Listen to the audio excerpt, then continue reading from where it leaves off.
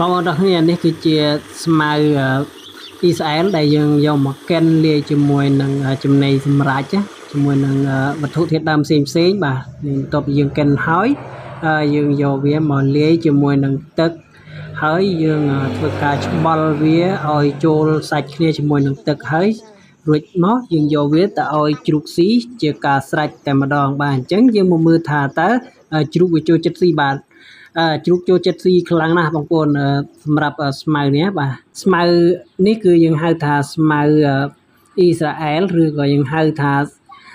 យ៉ាវ៉ានក៏បានដែរបងប្អូនខ្មែរយើងហៅថាស្មៅផ្អែមអញ្ចឹងណាបាទសម្រាប់វិធីក្នុងការធ្វើវាគឺងាយស្រួលទេយើងមានចំណីសម្រាប់ហើយយើងមានស្មៅអ៊ីស្រាអែលនេះមកយើងយកមកកិនជាមួយគ្នាកិនមួយសន្ទុះវានឹងម៉ត់ចូលគ្នាតែម្ដងដំបូងវាអត់ទាន់ម៉ត់ចូលគ្នាឃើញពណ៌វាផ្សេងទៅពេលយើងកិនឲ្យយូរមួយសន្ទុះទៅគឺវាម៉ត់ល្អវាចូលជាមួយនឹងចំណីសម្រាប់បានល្អអានេះខ្ញុំនឹងនិយាយតាក់ទងទៅនឹងការឲ្យស្មៅទៅលើជ្រូកថាតើជ្រូកអាយុ1ខែយើង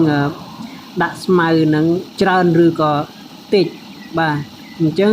បងប្អូនមួយចំនួនគាត់ឃើញខ្ញុំដាក់ស្មៅឲ្យវាស៊ីអញ្ចឹងគាត់ថាដឹងដាក់ធ្វើអីអញ្ចឹងណាពេលខ្លះគាត់អត់ដឹងថាស្មៅហ្នឹងគឺអាចឲ្យជ្រូកស៊ីបានសម្រាប់ស្មៅដែលខ្ញុំប្រើឲ្យជ្រូករបស់ខ្ញុំអាយុ1ខែអញ្ចឹងទៅខ្ញុំឲ្យវាស៊ីហ្នឹងមួយថ្ងៃខ្ញុំឲ្យវាស៊ី3ដងអញ្ចឹងទៅស្មៅដែលខ្ញុំយកមកប្រើខ្ញុំយកមក2ដើមនេះខ្ញុំយកមកកិនវាជាមួយនឹងចំណីឲ្យវាខ្ទេចសិនរួចហើយយើងដាក់ចំណីបន្ថែមទៀតគឺយើងអត់អាចដាក់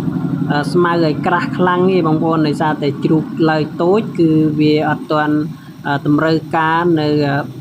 ពពួកចំណីបន្ថែមខ្លាំងទេពោះវៀនវាអត់ទាន់រឹងមាំអញ្ចឹងណាបើសម្រាប់អាយុតិចជាងហ្នឹងអីអញ្ចឹងយើងអាចដាក់ឲ្យវាតិចជាងនឹងមែនតើឧទាហរណ៍ថាចំណីសម្រាប់យើង10គីឡូអញ្ចឹងយើងអាចដាក់ចំណីលាយដូចជាដំឡូងបើខ្ញុំមានដំឡូងបងប្អូនដាក់លាយដំឡូងហ្នឹង5គីឡូអីអញ្ចឹងទៅ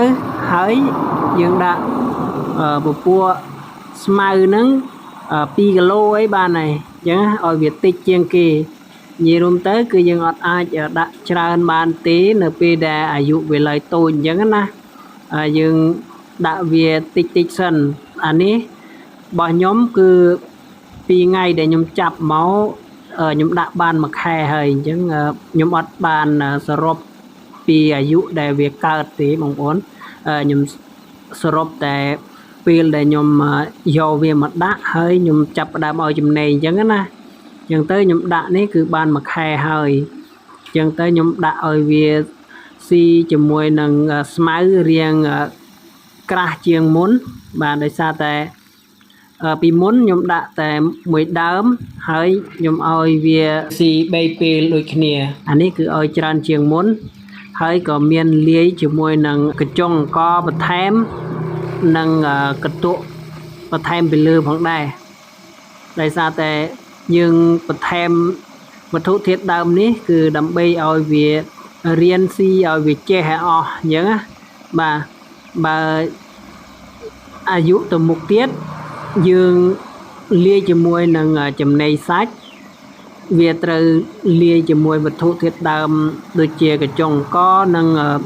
កន្ទក់អីបន្ថែមយើងឲ្យវារៀនស៊ីឲ្យហើយឲ្យវាស៊ាំជាមួយនឹងពោះវៀនវាហើយអញ្ចឹងណាសម្រាប់ស្មៅអ៊ីស្រាអែលនេះគឺបងប្អូនអាចដាំវាតាមផ្ទះឬក៏អាចយកវាមកដាំតាមចំការតាមអីទុកចោលលេងអញ្ចឹងណាដើម្បីឲ្យពេលដែលបងប្អូនត្រូវការកាត់យកមកចិញ្ចឹមសត្វអីមានវាស្រេចអញ្ចឹងហើយណាមួយស្មៅនេះវាមានប្រូតេអ៊ីនខ្ពស់ពេលដែលយើងយកវាមកចិញ្ចឹមសត្វយើងចិញ្ចឹមទៅសត្វវាចូលចិត្តស៊ីដែរអាហ្នឹងណាសម្រាប់យើងចិញ្ចឹមលក្ខណៈគ្រួសាររៀងច្រើនអីយើងដាក់ទៅគឺល្អមួយទៀតបងប្អូនចង់ទុកវាឲ្យរក្សាបានយូរបងប្អូនអាចយកវាទៅ ឆ្នៃធ្វើជាផ្អកស្មៅដើម្បីទុកចិញ្ចឹមមាន់ចិញ្ចឹមទាឬក៏ឲ្យគោរបស់បងប្អូនស៊ីបានអញ្ចឹងណា